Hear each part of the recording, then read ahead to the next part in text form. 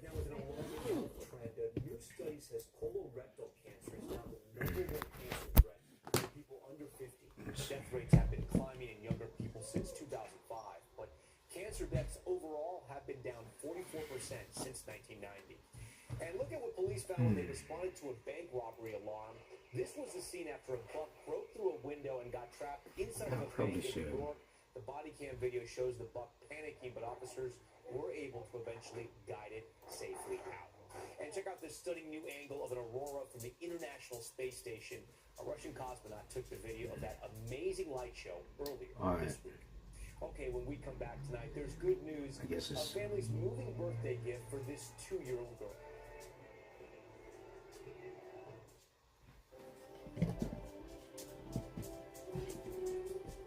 Finally, there's good news tonight about a heartwarming birthday celebration for one little girl that's going viral. Her friends and family surprising her with a unique rendition of Happy Birthday. 1, 2, 3. Happy birthday. Go back.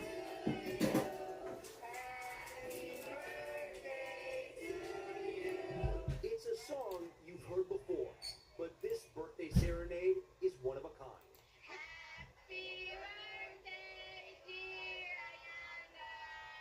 The familiar notes performed not just by voice, but with hands. Happy birthday to you.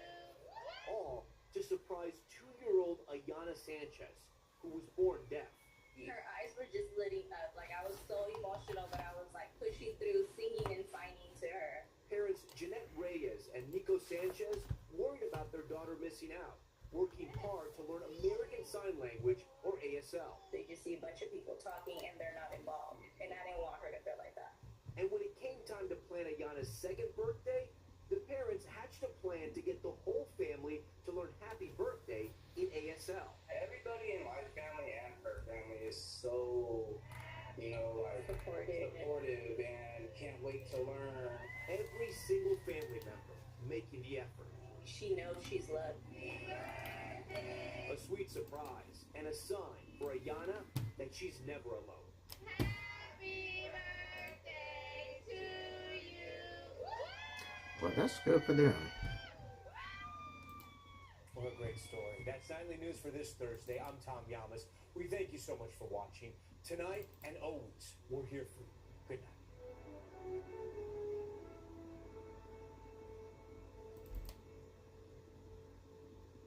We thank you for watching, and remember, stay updated on breaking news and top stories on the NBC News app or watch live on our YouTube channel.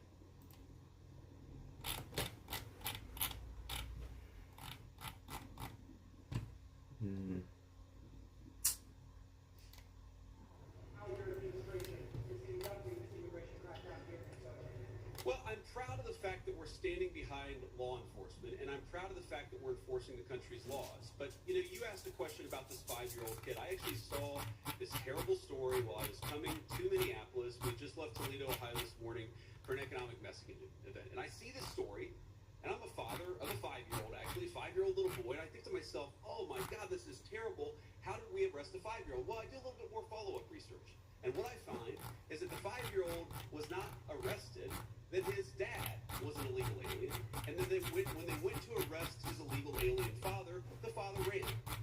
So the story is that ICE detained the 5-year-old, but what are they supposed to do? Are they supposed to let a 5-year-old child freeze to death? Are they not supposed to arrest an illegal alien in the United States of America? If the argument is that you can't arrest people who have violated our laws because they have children, then every single parent is going to be completely given immunity from ever being the subject of law enforcement. That doesn't make any sense. No one thinks that makes any sense. Now, there's so many of these cases like that where if you just understand the context, there have been a number of situations that I've looked into personally where I say, wait a second, we don't want ICE arresting American citizens. They're supposed to be enforcing the immigration laws against illegal aliens. So then I look into it and I find out that the American citizen who was arrested took a swing at an ICE officer. You can't have that happen. And of course they have to defend themselves. And of course they have the right to detain somebody who assaults a law enforcement officer. Now, this is my point. Do we want these things to happen?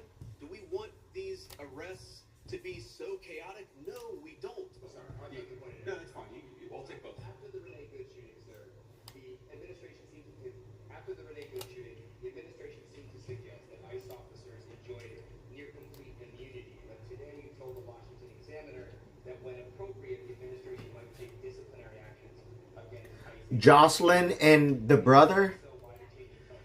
No, I didn't say, and I don't think any other official within the Trump administration said that officers who engaged in wrongdoing would enjoy immunity. That's absurd. What I did say is that when federal law enforcement officers violate the law, that is typically something that federal officials would look into.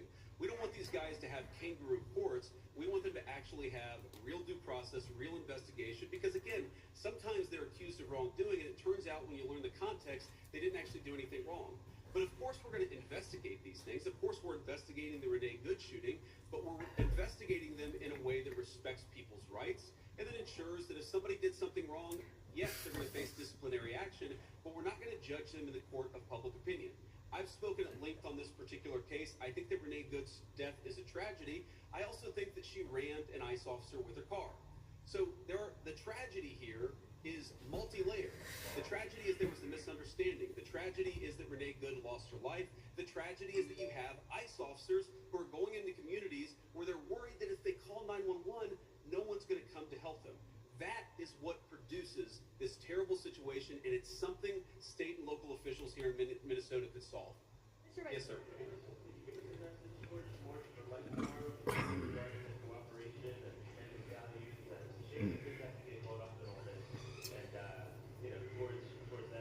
Well, I don't want to it smoke, is a shame man. kids have to get caught up in this. I am speaking at March for Life tomorrow. I'm pro-life, and I'm very excited to speak there. I want to talk about local law enforcement, but, I mean, look, I am...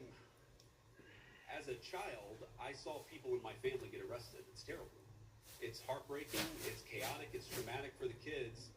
I can recognize that, and I can recognize that we got to support these kids. Well, on the other hand, saying that just because you're a parent doesn't mean that you get complete immunity from law enforcement. And I think we have to hold both of those thoughts in our head at the same time. We've got to be sympathetic to the kids who are caught up in some of these enforcement actions. We've also got to say we have to enforce the law without bias, with fairness, but we've got to enforce the law. Yeah, Streamlabs isn't as user friendly.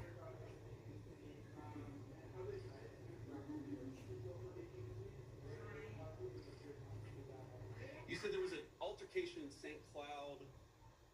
Yeah.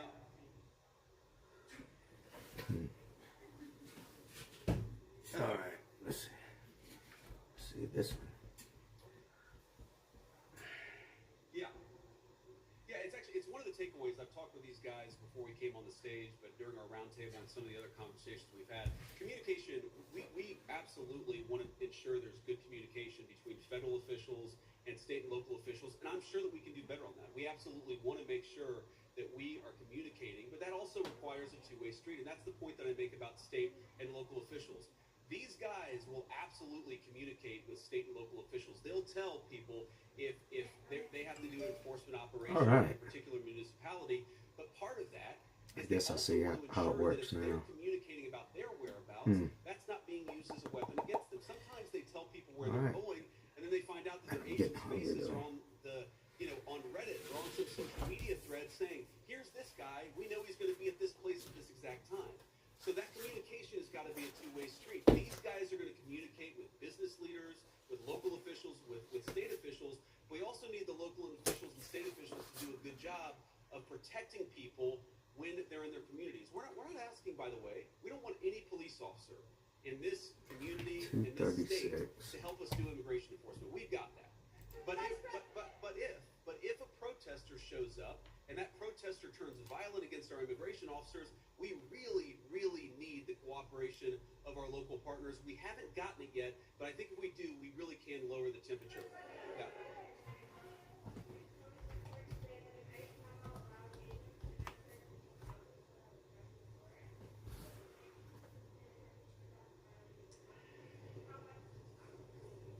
Yeah, so I saw that story, and the story is like so much that I read in the mainstream media. It's missing a whole lot of context, and we appreciate the context. It makes sense.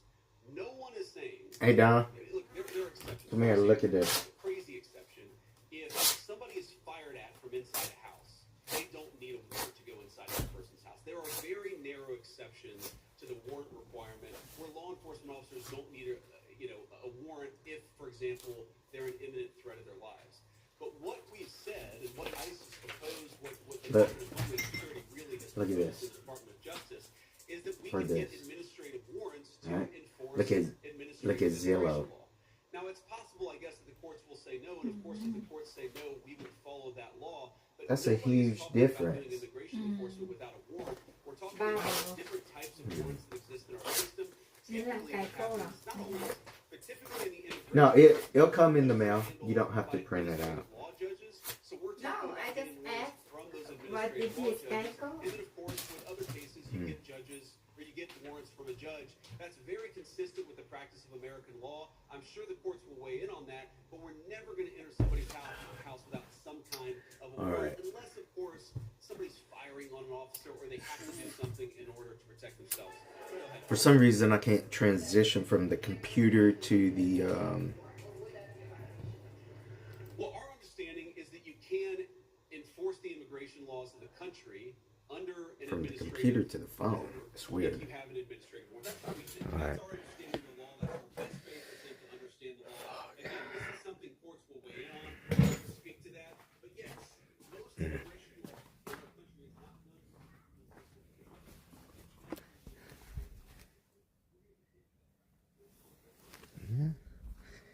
All right.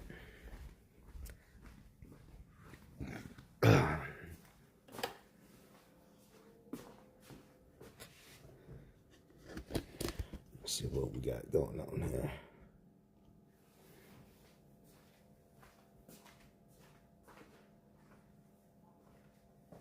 What we got to eat? I'm starting to get hungry. Yeah, let's do it.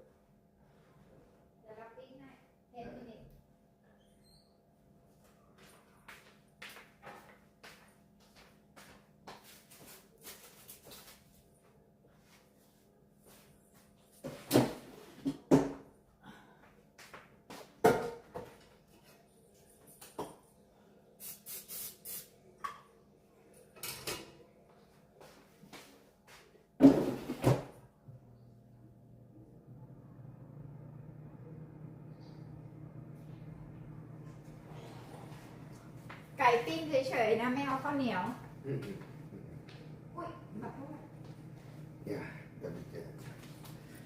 All right, so here's. Oh, where?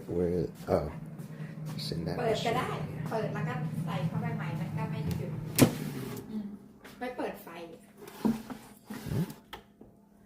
Right there. ใช่ไม่เป็นไรอันนี้คือซีพ็อก Oh, crispy แต่ pork. ว่ายังไม่เสร็จ Okay. That should be good, huh?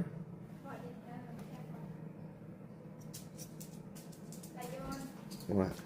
And then for your other meal เราทำอันนี้ให้ เดี๋ยวเราจะให้ you try มันอร่อยมากนะ What?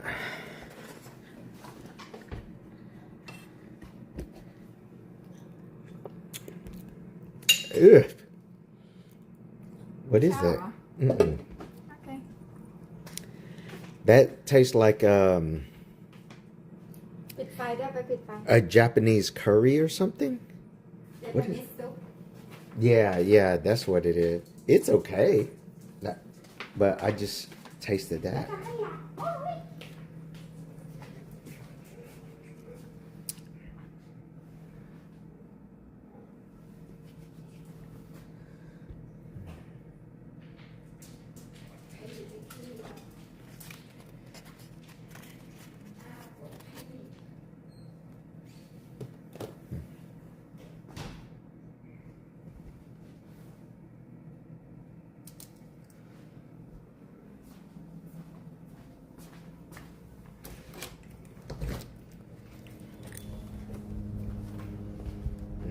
Oh shit. It is getting cold.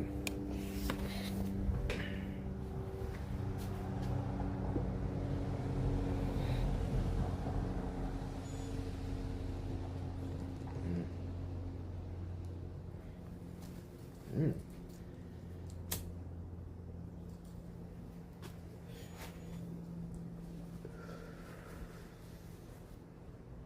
Yeah, temperature's dropping.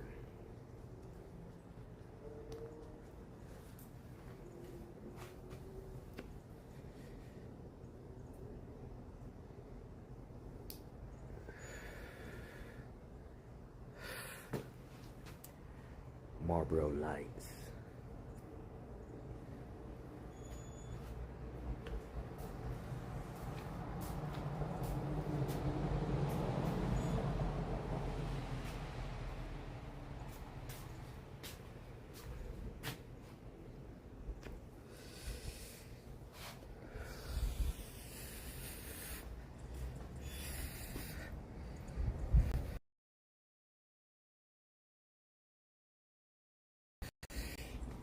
Yeah, we got this black screen up because we got nosy neighbors.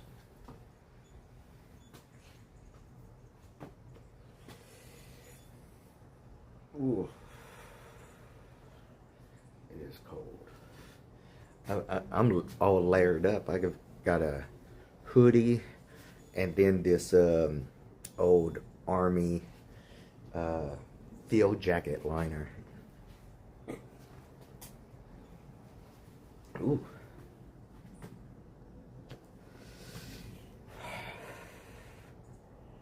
Yeah. Waiting on this Arctic Blast. I might take me a little nap before, but I'll wake up if I take a nap. It's supposed to be some Arctic Blast or something. So there's some wind currents or something else like that. Some cold streams. It's going to be freezing rain. It's going to be ice. They said it's just supposed to snow this weekend, so I'll stream during that too.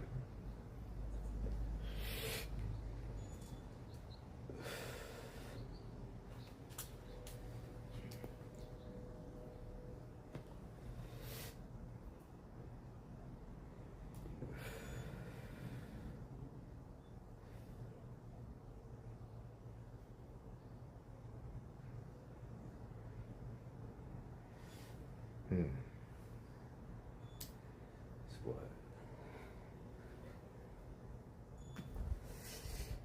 It's like 8 o'clock in the morning over here in Texas.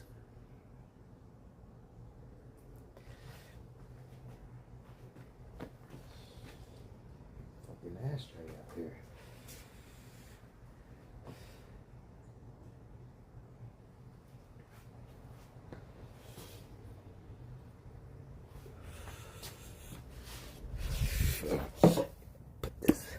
Put this out here.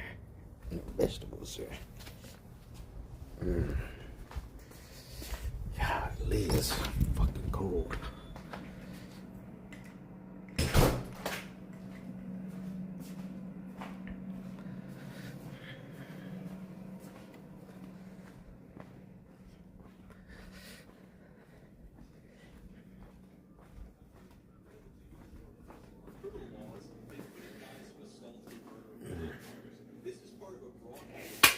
This is kind of my setup here. Chair, whole bunch of mess. Closet here, whole bunch of mess. I got another computer over there. I gotta work on that. There goes the camera. Watching news.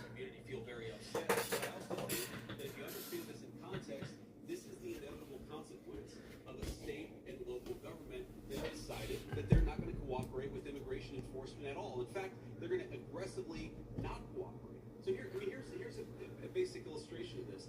If you are an ICE officer and you have to arrest a person who's committed assault and is also an illegal Let's see if I could but transition local officials won't help you identify to the that desktop. person. Many of the things that people in Minneapolis Switch are seeing, stream to they get the desktop. dog, Yes. that frustrate them, that worry them, that make them feel like things are too chaotic. Many of these things are coming Oh, back awesome. to It cooperation worked. with state and local I law think. enforcement. And I guess what I would tell people, again, many of whom are justifiably concerned and worried about what they're seeing in their communities is, All right. why are we not seeing it anywhere else? We're seeing this level of chaos only in Minneapolis. LA and Chicago, we had some problems there. Pretty much every jurisdiction where these guys are operating, you don't see the same level of chaos. You don't see the same level of violence. You don't see It did the not problems that we're seeing switch. in Minneapolis. Maybe the problem It looked is like it unique was to successful, Minneapolis, but we believe it is. was And not. it's the lack of cooperation between state and local law enforcement and federal law enforcement. Sir. Maybe I just have to wait a little bit. Less pushback than I don't know. we're seeing right now. Even the St. Paul police chief recently said, "Is there not a way to find common ground without scaring the hell out of people?" His words. And I just wonder, with this Operation Metro Surge, is any part of it meant to send a political message to the leaders?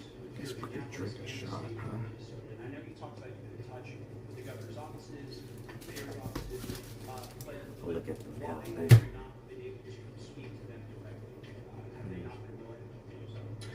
Well, look, I have spoken to some of the people in Minnesota directly. I spoke to some of them today. I spoke to others in the Yeah, past. it's a Again, our mess, staff has man. been in very direct contact with pretty much every official with any influence or any power in Minneapolis. But I'm we're actually a trying to set little up political embarrassed message. on We're how trying to enforce the messy law. it is. And unfortunately, what has happened is that as we've enforced the law, there's been this weird reaction, again, unique to this city.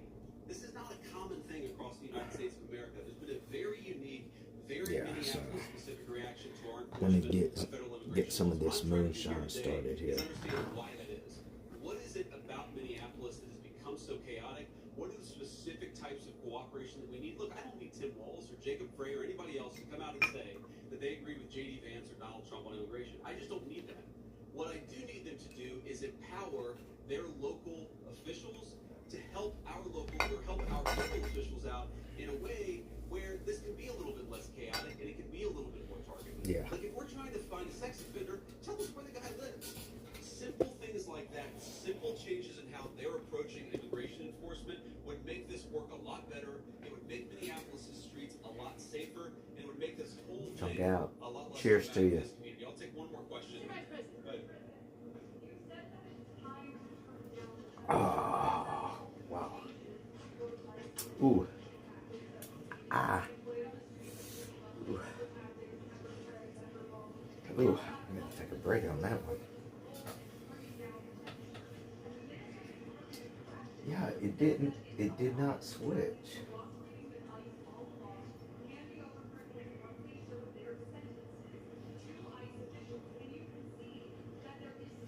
Yeah, so it's kind of the Yeah, look, setup if I was thing. going to list the 5 agencies locally and statewide that I'm most worried about, I wouldn't put the Department of Corrections on that list. I think that while there are certain things we'd like to see more from them, they've hardly been the worst offenders. You agree with that, guys? That's a fair assessment. But I think when you talk about tactics, you talked about the response to things. Look, we don't want to employ It did not tactics switch. that